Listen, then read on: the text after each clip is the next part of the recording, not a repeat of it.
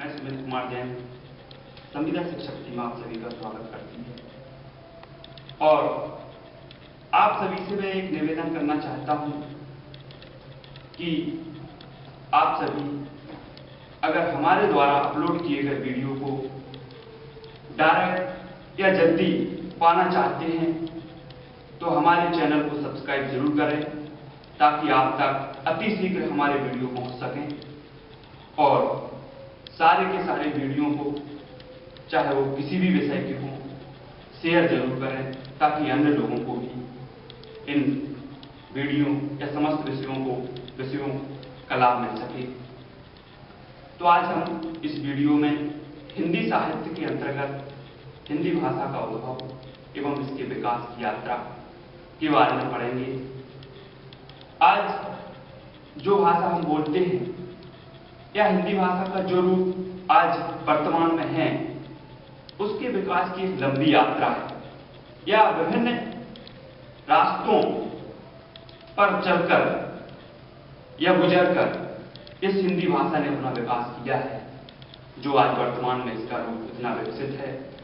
तो आज हम देखते हैं कि हिंदी भाषा का उद्भव कैसे हुआ और इसका विकास किन कालखंडों के अंतर्गत हुआ। तो सर्वप्रथम हम देखते हैं कि हमारे भारत में भाषा के 4 परिवार। नंबर 1 है भारतीय परिवार, नंबर 2 है द्रविड़ परिवार और नंबर 3 है आस्ट्रिक परिवार और नंबर 4 चीनी तिब्बती परिवार। संपूर्ण विश्व में लगभग 3000 भाषाएं बोली जाती हैं। सबसे ज्यादा भारतीय परिवार 73% इस भाषा या इस भाषा परिवार का प्रयोग किया जाता है। भारतीय परिवार के अंतर्गत हम देखते हैं संस्कृत भाषा। संस्कृत भाषा सभी भाषाओं की जननी है जिसे देव भाषा भी कहा जाता है। और संस्कृत भाषा के 2 रूप हमारे सामने आते हैं, एक तो वैदिक संस्कृत और एक लौकिक संस्कृत। वैदिक संस्कृत जो साहित्यिक भाषा थी अर्थात इस भाषा में विभिन्न वेदों की रचनाएं हुई और लौकिक भाषा के अंतर्गत बोलचाल की भाषा आती थी जो विभिन्न क्षेत्रों में बोलचाल की भाषा थी। उस समय संपूर्ण भारत में या उत्तर भारत में बोलचाल की भाषा संस्कृत थी। इसी संस्कृत से अन्य भाषाओं का उद्भव हुआ। सर्वप्रथम संस्कृत व्याकरण पाणिनि जी ने अपनी अष्टाध्यायी पुस्तक लिखकर संस्कृत को एक स्थायी प्रदान किया जिससे संस्कृत भाषा ने स्थायी रूप बना लिया और वह आज भी हमारे सामने लिखित रूप में उपलब्ध है। तब संस्कृत भाषा अपरिवर्तित हो गई और धीरे धीरे जब इसमें परिवर्तन शुरू हुआ तो जो बोलचाल की भाषा है जो परिवर्तित रूप था वो पाली भाषा के रूप में उसका उद्भव हुआ।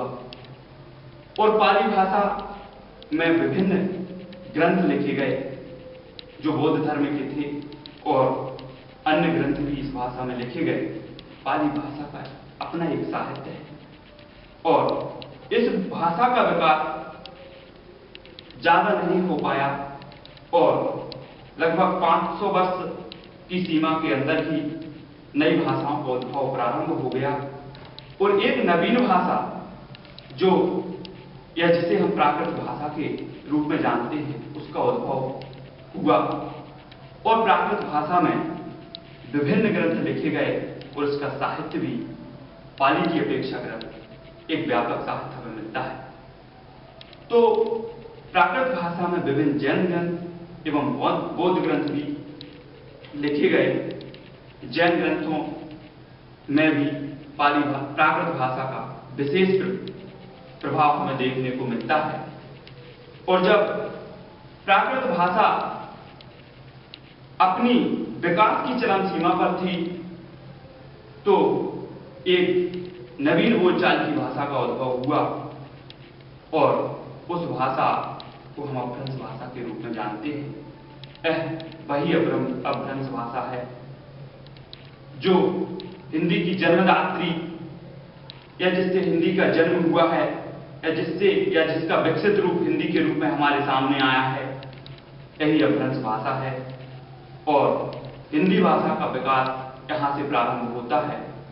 और आज हम देखते हैं आगे हिंदी भाषा के विकास के विभिन्न कालखंडों के बारे में। हिंदी भाषा की विकास यात्रा के अंतर्गत हम देखते हैं सर्वप्रथम आदिकाल। हिंदी का विकास यहीं से प्रारंभ होता है, जिसे हम आदिकाल के नाम से जानते हैं।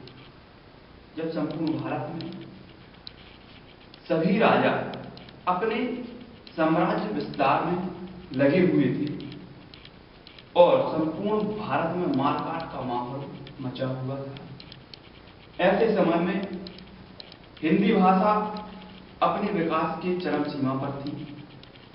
और विभिन्न कवियों ने, जो विभिन्न राजाओं के शरणागत थे, उन्होंने अपनी लेखनी का माध्यम हिंदी भाषा को बनाया और विभिन्न ग्रंथ लिखे।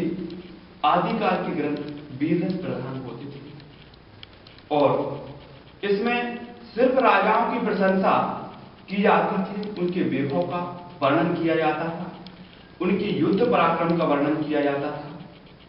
इस काल के श्रेष्ठ कवियों में एक कवि है चंद्रवरदाई, जिन्होंने पृथ्वीराज रासो नामक एक महाकाव्य की रचना की, जो आज संपूर्ण भारत में ही नहीं, संपूर्ण विश्व में जिसकी अपनी ख्याति है। और पृथ्वीराज रासो दिल्ली के सुल्तान पृथ्वीराज चौहान के वैभव का वर्णन उसमें किया गया है और उसमें पृथ्वीराज चौहान के संपूर्ण युद्धों और उसके संपूर्ण वैभव पराक्रम की बारे में बताया गया है। तो सर्वप्रथम हमने देखा आदिकाल के बारे में, और आदिकाल के बारे में ऐसी ही अनेकों रचनाएं की गई, जैसे बीसर जो रासो नरपति नार की, परमार रासो जगनिक की। ऐसे ही और कवियों ने वीररस प्रधान रचनाएं की और सर्वश्रेष्ठ ग्रंथ इसी को माना जाता है, बीसर के पृथ्वीराज रासो को, जो चंद्रवरदाई द्वारा कृत थी। जब इस काल में संपूर्ण भारत में मारकाट मची हुई थी और संपूर्ण जनता इन युद्धों एवं राजाओं के पराक्रम से त्रस्त हो चुकी थी, तो उन्होंने भगवान की शरण ली, अर्थात भगवान को याद किया। कहा भी गया है कि दुख में सुमरण सब करें, सुख में करे ना कोई, और जो सुख में सुमरण करे तो दुख काहे को कोई। इस काल में जब मारकाट मची हुई थी और जनता अत्याचारों से त्रस्त थी, तो जनता ने भगवान को याद किया। और जब भगवान को याद किया तो भारत के दक्षिण भारत से एक भक्ति की धारा प्रवाहित हुई, जो एक आचार्य हुए थे रामानंद जी, उन्होंने इस धारा को प्रवाहित किया और यह धारा इतनी प्रवाहित हुई कि ये उत्तर भारत तक आते आते हुई इतनी विकसित हो गई कि संपूर्ण जनमानस के हृदय में व्याप्त हो गई।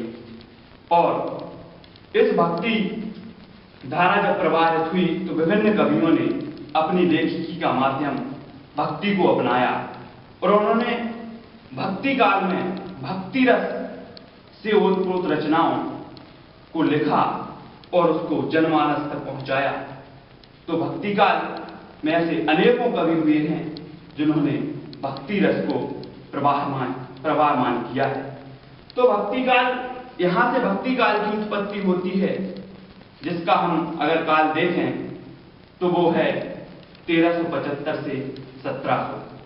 सर्वप्रथम आदिकाल का काल है 1050 से 1375 और भक्ति काल का जब उदय हुआ 1375 में, तो इसका विकास 1700 ईस्वी तक या संवत 1700 तक चला। भक्ति काल भी दो भागों में बटा हुआ है।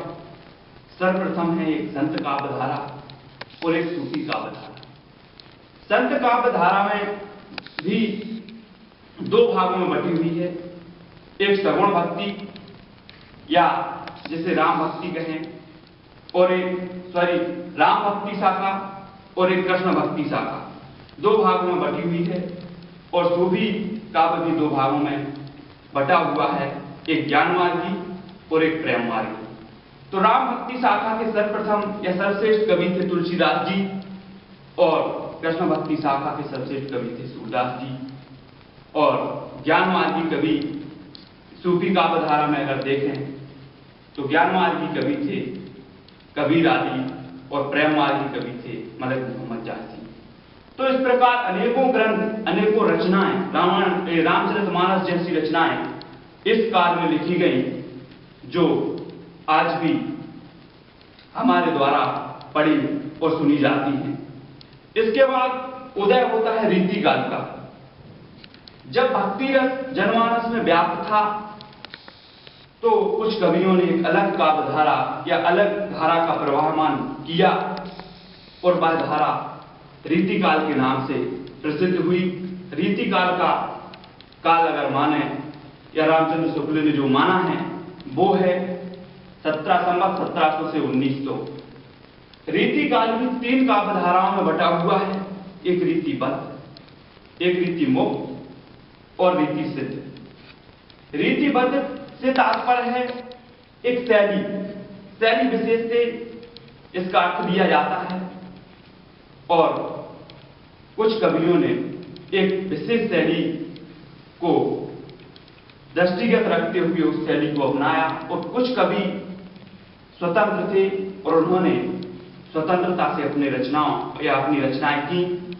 और जो रीति सिद्ध कवि थे उनको पता भी था कि शैली क्या होनी चाहिए या शैली क्या है या रीति क्या है, फिर भी उन्होंने रीति को समझते हुए रीति एवं स्वतंत्र हृदय का जो प्रसार किया है या स्वतंत्र हृदय से जो कविताएं लिखी हैं, जो ग्रंथ लिखे हैं, वो वास्तव में रीतिकाल की अनोखी ही रचनाएं हैं। और इनमें सर्वश्रेष्ठ रचना या सर्वश्रेष्ठ कवि हैं बिहारी, मतीराम, केशवदास आदि सर्वश्रेष्ठ कवि हुए हैं रीतिकाल के और इन्होंने रीतिकाल में अनेकों रचनाएं की। अब इसके बाद आता है आधुनिक काल। आधुनिक काल 1900 से अब तक माना जाता है और आधुनिक काल को विभिन्न भागों में विभाजित किया गया है। सर्वप्रथम देखें तो 1900 से 1920 तक भारतेंदु युग, जिसका नामकरण भारतेंदु जी के नाम पर पड़ा। इन्होंने जो आधुनिक काल में हिंदी साहित्य या हिंदी भाषा की बागडोर संभाली या इन्होंने जो आधुनिक काल की आधारशिला हिंदी साहित्य को दी, वो वास्तव में हिंदी साहित्य को समृद्ध करती है। और भारतेंदु युग में अनेकों रचनाएं की गई और यहीं से पद्य रचनाएं भी प्रारंभ हुई, गद्य और पद्य रचनाएं शुरू हुई और उनका व्याकरण सम्मत जो लेख लिखे गए, जो ग्रंथ लिखे गए, वो भी हिंदी साहित्य को समृद्ध करती हैं। और इसके बाद हम देखते हैं द्विवेदी युग, जो 1920 से 1936 माना गया है।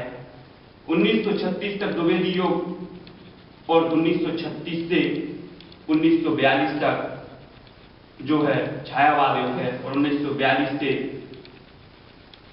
प्रयोगवाद, प्रगतिवाद और नई कविता आती हैं। तो भारतेंदु युग के बाद महावीर प्रसाद द्विवेदी जी के नाम पर द्विवेदी युग पड़ा। इसमें द्विवेदी जी ने सरस्वती पत्रिका का संपादन कर हिंदी साहित्य को एक अनोखी कृति या अनोखा एक स्थान दिलाया और महावीर प्रसाद द्विवेदी ने अन्य कवियों का जो अनुसरण किया और जो अन्य कवियों को प्रोत्साहन दिया, जिससे कि अन्य कवि अपनी रचनाओं के माध्यम से हिंदी साहित्य को समृद्ध करते हुए आगे बढ़े। तो हम इस प्रकार देखते हैं कि हिंदी साहित्य का उद्भव कहां से हुआ, विकास और उसके विकास के विभिन्न कालखंड आदि के बारे में आज हमने पढ़ा।